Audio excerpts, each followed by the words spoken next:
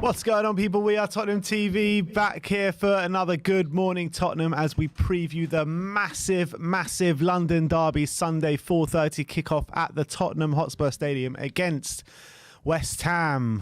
We got the Irish Hotspur back with us today. How we doing, Dave? Yeah, good. Like I was explaining beforehand, disappointed that I'm wearing Nike and Adidas. It doesn't match. So please don't care me in the comments. But no, look, I'm looking forward to it. You just asked for it there. I'm matching. What is this? That's terrible. I know, it's not right. It's not right. West Ham is. We all know West Ham. It's their cup final. We all know they're going to try and turn up for this game, don't we? They always turn up for Tottenham. Doesn't matter when how they're playing or what the situation is. West Ham always give their best performance of the season. And I know they went to extra time on Thursday against Sevilla, but I know it's going to be a tough game. They're going to give everything, and we have to be our best if we're going to get 3 points. And 3 points is a must. A draw is not good enough in this game. We need all 3 points, and if we're going to be sustaining a top 4 challenge, and obviously Arsenal playing before us on the Saturday, so either they're going to put pressure on us to win, or there's going to be an opportunity for us to gain points on them. One of the two things are going to happen, but the most important thing is we get 3 points on Sunday. But what do you think? Would you have rather them played 90 minutes and gone out, or do you rather the situation now where they've gone 120 minutes but gone through? Probably play the extra time. Play the extra time and gone probably through. Play the extra time. I feel like the adrenaline of winning though might take them through. You know, West Ham, the adrenaline of playing Tottenham is enough to get them through. Never mind the adrenaline of them getting through in Europe and all this kind of stuff. No matter what surrounds this game, if they play 2 games in the 2 days prior to the game, they'll still be up for this game, and adrenaline will still take them through. It's their cup final, for God's sake. Yeah. Yeah, look, for me, I just think we have to survive the first half. I think, look, West Ham will probably put everything into the first half. Look to use the momentum from the win during the week. Their fans will be in full voice as well. So, look, I think if we can survive the first half, we don't concede early. I think second half then, I think the tiredness from West Ham playing extra time last night will kick in. Look, my only fear, to be honest with you, is the set pieces. I think if you look back at the cup game we played them in before Christmas, they absolutely battered us with balls into the box and won nearly every single one of them. So I think that's probably my only fear with West Ham going into this game as well. Mikel Antonio up front, the guy runs all day long, so to put the balls into the channels where our fullbacks are caught high, it's going to spell problems. So yeah, for me, I just think survive the first half. I think second half they will tire. When you're looking at this West Ham team coming into it, we need to make it a cauldron, don't we? Antonio Conte has alluded in his last press conference that, you know, we need the fans on our side. We need the 12th man. We need to make it a mad atmosphere. And, you know, we need to give Zuma the stick he deserves as well coming into this one. But what you're saying on the set pieces, I mean, we saw it last night. I know it wasn't a set piece, but that header from Souček reminded me of that Harry Kane goal against Arsenal all those years ago. And that's how dangerous they are from set pieces. They've got a lot of set piece like players that can come in, arrive late in the box and just, you know, get one over us from those set pieces. And you know what we're like at defending them. So we need to, Antonio Conte, I really hope he's been working very hard on defending these set pieces this week, because that's their main threat, isn't it, Sim? Yeah, 100%. They're a strong team, and that's definitely something to be worried about. We've been horrific at set pieces of late. We've been letting in goals from corners and free kicks for the last few weeks. That's something that we've really struggled with, and we know West Ham are very strong at that. Craig Dawson, very good in the air. We know Zuma as well. Even though if he's Tottenham fans, which, you know, if we're going to give him stick, which we will, and deservedly so, then I think that he might. It's one of those games where he might react in a way where he ups his game a bit, which I'm worried about, because he can be a very good centre back on his day, Kurt Zuma. But on the flip side, we have a lot more quality than them. I think they don't have anyone with the ability that Son and Kane have, and Kulusevski as well. They've got some good players like Ben Rama, and Bowen's going to be a big miss for them, by the way. He's been having a great season, so him being out is a big factor. But they have like the likes of Ben Rama and Lanzini and Fornals, who are and Antonio. They're decent, but they're not on the level that we have. So if we can hold them out, if we can be as strong as possible in physically, not be bullied by them physically like we were maybe early in the season, then I think we definitely have the quality to hurt them on going on the other side. It might be a case because we know that West Ham. What I'm worried about is we know West Ham like to counter. They like to sit deep. They're very much a mid-block counter-attacking team. That is something to worry about, and that's something we usually struggle against. So maybe it's going to be the case of maybe giving them a bit of possession and inviting them onto us, and then hitting and then springing on them. That's maybe the best way to go. How did the game go in the cup? I know we beat them in the early stages of Antonio Conte's reign, but from what I remember, we kind of beat them quite comfortably, didn't we? I wouldn't say it was comfortable, but we were. I think it was it 2-0? I think we went 1-0, 1-1, and then we went 2-1 up. I think very quickly. Dyer gave away the goal, didn't he? Yeah. I think we were 2-1 up at half time, and then we kind of rode our luck a bit in the second half. But I think we deserved the victory. I think Bergwijn played really well. Yeah, Bergwijn was brilliant, got a goal and assist, and he really stepped up that game in the cup. They didn't have Antonio for that game, but I think we deserved the victory. I think we played quite well, but it wasn't like a comfortable victory, I would say. I think West Ham played fairly well, and they felt a bit unlucky that they didn't take the extra time at least. But I think Spurs definitely were the better team. When you're looking at like the past games in the league between us, look at that. If you bring it up on screen, we haven't won in our last 3 games against them. 2 losses and a draw. That 3-0 obviously was that one where we got memed all over the internet when Lanzini scored in the last kick of the game. But why are we struggling to get these points past West Ham at the moment? I think it goes back to you look at our derby record this year. I think it goes back to the squad, the mentality we have. You look at the inconsistencies. You look at the results in derby games this year. Most of our losses have actually come in London. I just think it comes down to mentality, to be honest with you. Fight, desire. How much does the 3 points really mean to some of these players? And I think that's what it comes down to at the end of the day. Well, if you remember last season, at the Olympics, first of all, this season was under Nuno. Like, every game's played right off under Nuno. And then last season at the Olympic Stadium, we lost 2-1. But if you remember, we were 2-0 down, and Bale came on, and we should have won that game. Is that when Lingard scored that goal against us? Yeah. We should have really won that game. Bale came on and changed the game in the second half. Yeah, we played really well. Yeah. And if it wasn't for a few really bad misses, we would have definitely got something out of that game. Yeah. And that was unlucky. And obviously the 3-0. We were 3-0 up with 10 minutes to go. Like, come on, that's ridiculous. We should not be dropping points in that game. So I don't think it's a case of West Ham being better than us or anything. It's just our own failings letting us down. Tottenham shooting themselves in the foot. Of course it is. You go back to the 3-all, Davinson Sanchez. He was at fault for one of the goals. Harry Winks was at fault as well. That last one that Lanzini scored. You just got to clean him out. Then you go back to the one at the West Ham Stadium. By the way, everybody, bring your binoculars and your safari hat. Oh no, sorry, we're at home, so you don't need them. You don't need them, so it's fine, But look, for me, even if you look at the one at West Ham last year, why are we waiting till we go 2-0 down to go out and play them? It's 45 minutes wasted. You can't do that. For me, I just think it stems down to our squad issues the last couple of years and some of the mentality issues that we have had. Yeah, but some of the players, who I'm always most worried about in West Ham is, for me, one of the form players in the league at the moment, Declan Rice. Yeah, he is so good, Declan Rice. He really is. He's performing at a very, very high level, and he was brilliant again in their last Premier League game against I can't remember, Villa, when was so good for the second goal. And obviously he's their talisman at the moment and came through their academy, and he's obviously a starter for England. He's playing very, very well at the moment, Declan Rice. And he's a player, I don't know if he'll be at West Ham beyond the summer. Probably getting more unlikely the better he plays. But he's one of the top defensive mids in the league now. And Højbjerg and Bentancur are really going to have their work cut out. A massive result for West Ham last night. Biggest in their history, they're saying. Yeah, it's definitely up there, I think. I mean, when you're looking at this Seville side, they're a side that, probably the best Europa League side of all time, right? This Seville side. They've beaten them. They lost 1-0 out in Seville, brought it back to London Stadium 1-2-0, taking it to extra time. But do you actually think that you can think about that too much? Do you think they'll actually be tired coming into this? Is it going to play too much of a factor? I think people make too much out of it, probably, but the recovery time can make a difference, and we have an extra day on them. They went to extra time. And West Ham, the reason why it can make a difference for someone like West Ham is because they don't rotate much. They have a very thin squad. They're likely to play the same team again that played pretty much 120 minutes. For example, Antonio played 120 minutes against Sevilla, and he's going to have to start on Sunday.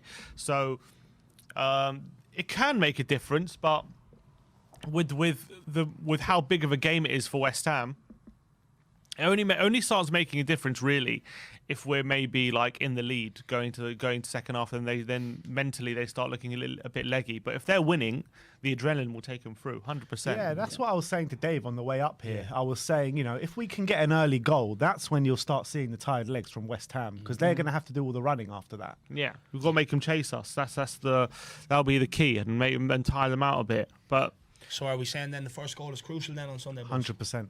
100%. first goal's very crucial, and West Ham, in theory, are the kind of team we really struggle against. That's profile of team, low block, very hard to break down. Don't leave a lot of spaces. Don't push too high up the pitch. Very physical as well from set pieces. They're like perfectly set up to beat us, to be honest. So we got to make sure that we're ready for that. Yeah, definitely. But what's going on with West Ham at the moment? Because they're blowing a lot of hot and cold air, like we are, to be fair.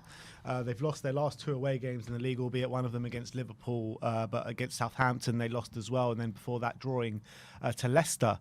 What's happened to West Ham this season, and why have they fallen off the rails a little bit? I wouldn't say they've fallen off the rails.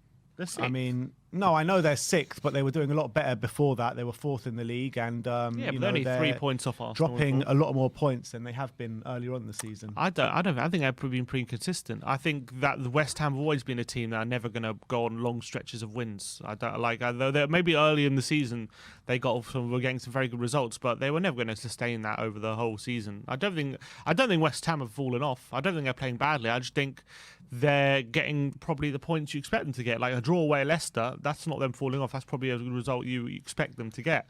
A draw in that kind of game, like What, a home loss to Leeds? yeah, home loss to Leeds. That's pretty bad. That was a lot earlier in the season. That was like January, wasn't it? Yeah. That was January. So they lost at home to Hampton as well, but I think they're always going to have that inconsistency once they had the European games and stuff were around and the cup games. I don't think they've fallen off. I just think they have a thin squad and they can't play at their top every game. That's just reality for them. They have to, and I think they know that. I don't think West Ham fans would feel that they've fallen off. I think top 6 is a good season for them. I personally think it's because of Europe. I don't think they have the squad to compete in all the competitions, and I think that's why you're starting to see maybe some of the drop off in results compared to what they were getting earlier on in the season. Yeah, fair enough. And Mikel Antonio, when we're talking about West Ham falling off, maybe that is a bit too much. But when you're talking about someone like Mikel Antonio, he's definitely fallen off from his earlier stage of the season when he was scoring literally every game. I mean, he's hardly scored, hasn't he, over the past couple of months? So what's happened to him? Like, he's really dropped off. I just think he started like all the house on fire, didn't he? He was unbelievable at the start of the season. I think in his first 4 games, he got 4 goals and 4 assists. It was something ridiculous. And then I think now, ever since then, literally, it's not even past a couple of months. I'm pretty sure it's ever since the first month of the season, the goals have really badly dried up for him. I'm trying to even get it. Ever since game week 6, he's scored 1, 2, 3 goals since game week 6. Wow. And we're in game week 29 now. So that's 23 games. Wow. Yeah. So 23 goals in 23 games he has. And I think I think Antonio is a good striker. First of all, he's their only striker. Yeah. So they're very heavily relying on him. And I think he's a very good target man, but I don't think he's the most consistent finisher, and he can go through these spells. And especially when you're relying on him and he's your focal point. I think he could be quite, as long as you're making sure you're goal side of him, he's not getting the shot off, he can be fairly simple to deal with. I don't think he's the best number 9 in the Premier League. I think he was going for an unbelievable spell earlier in the season. But I think maybe he's been probably overplayed and over-relied on, and he's not good enough to burden that responsibility, probably. He does this, Antonio, though. He goes on these runs, and then he'll go on a barren run for ages. He'll go on a little run, and then he'll go on a barren run for ages. He's very much a form player, isn't he? What I will say about cornrows, you've seen his hair last night. It was on point. More effort put into his hair than maybe the goals. But look, for me, this guy, I know maybe he's not scoring the goals, but he does work incredibly hard up there. He runs the channels. He holds up the ball. He's not afraid to battle with the 2 centre halves. And for me, I don't think you can write him off because he does score against Tottenham. He's done it before. So for me, I think, look, maybe he's not scoring the goals. I just hope it's not Dr. Tottenham this weekend and we give him that goal we need, because we know how much this guy loves a celebration. He probably has about 15 of them in the bag waiting. Yeah. And you saw when we lost, I'm not sure if it was the one at the London Stadium or the one in the Cup, but you saw how big of a matchup that's going to be, Romero against Mikel Antonio, two very physical players going up against each other. And I think Romero did get the better of him last time, but Antonio did beat him in a couple of duels in that game as And well. he scored as well. Yeah, and he scored. So it's going to be a big matchup, isn't it? Yeah, and I think Romero is the perfect kind of centre-back to deal with someone like Antonio, making sure you're getting ahead of him, making sure you're not allowing him to hold the ball up, or at least making it as difficult as possible. I think that's why Romero did so well. And also, that was one of Romero's first games as well, wasn't it? Was it in the league or was it in the Cup? That was in the league. Yeah, it was the league game. Yeah, because he came in, he got injured, and all the quarantine, all that stuff. It took him a while to really get into the team, and that was one of his first Premier League games. I think he played really well, and I think he would have learned from that experience as well. When the few times that Antonio did turn him, he would have learned from that. But I think Antonio is the kind of guy who likes the ball into feet. He likes to back into players, and he likes to make sure that he's retaining the ball. But he gets West Ham up the pitch, doesn't he, by doing that? Exactly, and I think that's why Romero is the perfect centre back, because he's not going to let him do that. He's going to make sure every single time the ball's getting played to Romero, he's going to try and nick it first. He's going to try and be first to that ball, and he's strong enough to try, and he's also strong enough to get beyond Antonio as well, which is what Antonio relies on, his own strength. So I think hopefully Romero can be the one to make sure Antonio doesn't get as much joy in this one. You just cannot allow him to hold up that ball, because that's what he does. I've been watching a bit of him all season long. He runs the challenge, he fights for the ball, he holds it up and gets his team in up the field. A bit like last night, he held the ball up, got the cross in, and Souček went and got that first goal. So for me, I think it's very important that you compete with this lad physically. You jostle him for every single ball. Don't give him that opportunity to hold up the ball.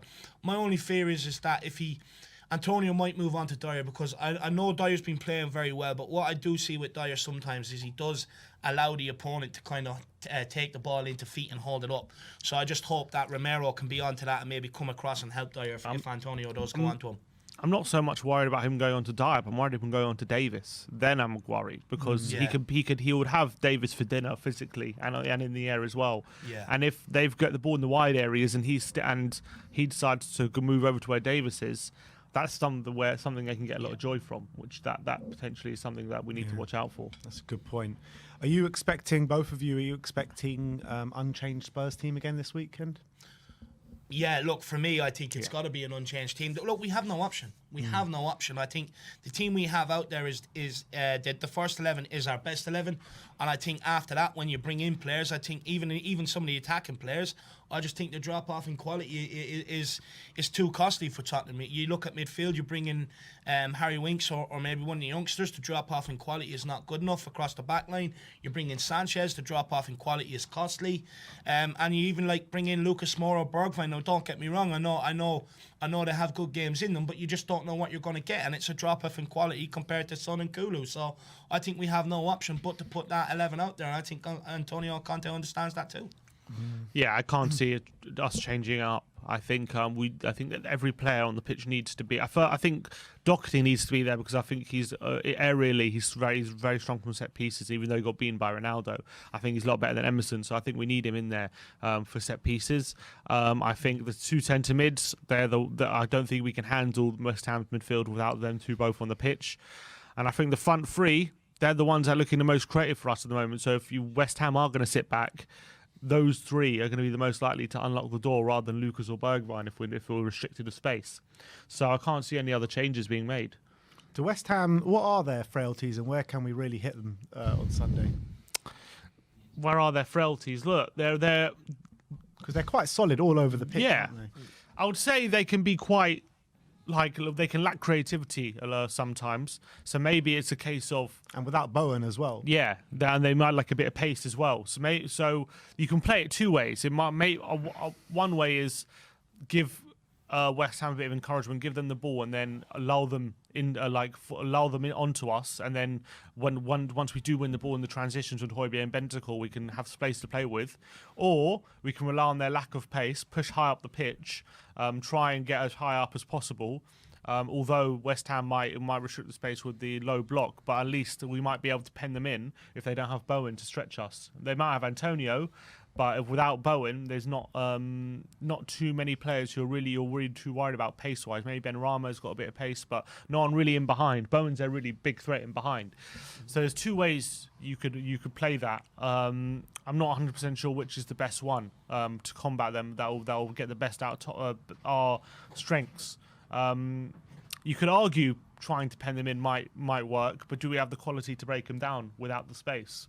We, recently we suggest no, but maybe we'd have learned from those games. You never know. For me, I think, look, it's important to try and keep the ball on the ground. They're going to aerially dominate us. Putting just these floated balls into the box is no good for any of our players. It's got to be nice, crisp, clean passing for me, quickly. None of this slow, lethargic stuff that we've seen where the ball's being rotated from left to right and without any pace whatsoever. Because that'll suit West Ham. They want us to play absolutely everything in front of them, side to side, where all they have to do is just shuffle across. So the onus is on us is to get our players moving off the ball, making runs off the ball. If Harry Kane drops deep, get Son to go in behind. If Son drops deep, get Harry Kane to hold the line. So for me, I just think we've got to try and look to get in behind West Ham. I think that's where we will get the joy, is getting in behind them, in behind that back four. Absolutely. And, they've got players that play at the back that don't have... I mean, Azuma's quite pacey, but they've got players like Craig Dawson that could easily be got at around the back and stuff like that. Do you think they come into this game thinking we can definitely go and win, like West Ham? Definitely. So maybe that could suit us in terms of if they're not looking for a point, if they're looking to come and win, and then if we say we get goal kicks and they're pressing us high like a lot of teams try to do, like Man City does and stuff, which I think West Ham might have the confidence to do with their pressing system and their physicality. That might suit us because we showed against Man City that if you come press us high and leave space, we can hit you. And maybe that's going to be the best source of joy. Playing goal kicks short, inviting West Ham onto us, and playing a few quick combinations to play our way into space. Yeah, but the thing is with West Ham and David Moyes, obviously he's a very experienced manager, Moyes, and he would look at the way Spurs have been playing this season. There's a clear blueprint of how to beat us. You sit back, stay compact, and you wait for your chances. And I think that's the way West Ham are going to play this game. I think so too. I think they'll actually back themselves on getting a couple of corners, and I think if you look at our corner ratios, we're looking at it before I came over. Don't ask why, but it's like at home I think there's like 11.22 corners. Now obviously that's divided between the two teams, but the thing is that shows me there's going to be corners, and I think David Moyes will back himself. You've seen how many problems West Ham have caused all season long from corners. Usually what they try to do is get them to the near post and get Soucek, Rice, Dawson, someone to come and attack it and get that touch on it. So for me, I actually think they'll sit back, and I think they'll fancy themselves nicking the game from set pieces. Yeah. All right. Well, what's the score predictions then? What did I say? I think 2-0. 2-0. I think. Hopefully, I'm banking on West Ham being leggy from Thursday.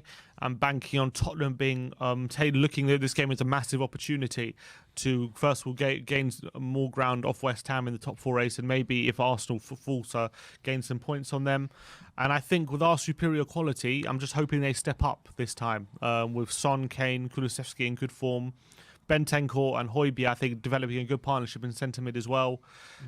And you got to remember as well. I know we've been iffy, but since we lost to Southampton and Wolves two in a row, and then we beat Man City, and then since that Man City game, I think we've won 3 out of 5. The 2 losses being Burnley and Man United. But I think most of those games we played pretty well. So I think the performances are starting to get a bit more consistent, slowly but surely. So hopefully we can keep up that consistency on Sunday. That's what I'm banking on. So I went for 2-0, and hopefully if we can keep Antonio quiet with Romero on him, I think they might struggle to sustain attacks. So that's what I'm banking on. 2-0. What are you going for, Dave? Do I go peak delusion or do I go realistic? Look, I think because I'm in the studio today, I go realistic.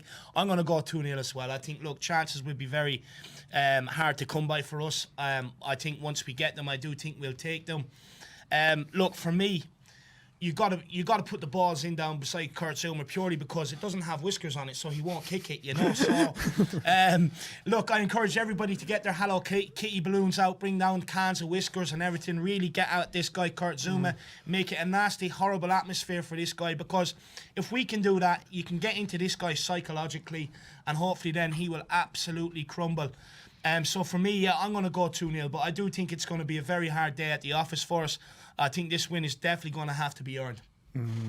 Yeah, I just want to make an announcement for anyone that does own a cat in the North London vicinity to keep it well and locked away this weekend, because we've got some horrible people coming to town this weekend. But look, I'm going to go 2-1 to Spurs. I think West Ham will get a goal from a set piece some way throughout the game, but I back Spurs to win it. And I think that if we play our game and if we stick to our game and stick to our principles, I think we can win it. We've got the players to win it: the Harry Kanes, the Heung-min Sons, the Kulusevski, Bentancur and Højbjerg holding the ship in the middle of the park. And hopefully Doherty can find some space down that right-hand side as well. So, do you think then that midfield battle is going to be crucial? Rice and Soucek up against... It'll be massive. It'll be massive. It'll be massive. Look, I don't know if it decides the outcome, because we saw when West Ham came for the cup game, they had a very strong midfield in there, and I can't remember who we had, but it wasn't Bentancur, was it? So it must have been Højbjerg and Skippy, and maybe even Winks in there as well. So I think that it's going to be a very important battle, but I don't know if that's where the game is going to be won and lost. I think it's solely going to be won and lost if the teams can take their chances or not, because I think there'll be chances both ends. Yeah, for sure. And look, we were also speaking on the car journey on the way down, man, about, you know, if we can get this win, put back-to-back wins together, it really does put a lot of belief into this fan base, maybe that, hang on, we are in a top 4 race and that we still can go and do it. I think our hopes this season actually depend on this. I think if we don't win, I'm going to stop with the top 4 talk. I just don't see how it's going to come about with the inconsistencies. But I think if we win this, I think we still have a run in us. And I think we have the favourable fixtures. Or if Arsenal lose and we draw. It's still on. What I will say is, one thing I would be nervous about, that if Arsenal do slip up at the weekend, we've seen when teams have played before us and they've slipped up and the onus is on us to go in to win the games, sometimes the performances can be a bit disappointing, and that maybe it does get to some of these players psychologically. So it'll be very interesting to see how they do. But you got to remember, if Arsenal do drop points, that's also a boost for West Ham, because they're also going for top 4. Yeah. That's why it's a massive game. It's pretty much a 6-pointer on Sunday, isn't it? And, you know, everyone likes to call this West Ham's Cup Final, but I want this to be our Cup Final this weekend. I actually don't, because Spurs don't usually do well in Cup Finals, but I want them to, you know, to go in with that mentality that it's the biggest game of the season, and lay down a gauntlet and say that we can finish in this top 4. So if we win that, I think that's what happens, and I think the fan base will come with a better mentality from the rest of the season. They can go away on this international break and think, all right, we're in this. And the thing is, as long as us fans do our job, as long as we do what we were asked to do, then you can pass it over the team. You know, it's over to the team then. But us fans have to do what we've been asked to do by Papa Conte himself. All right. Well, that is our match preview. All 3 of us are going for wins this weekend. I want to know your score predictions in the comments section below.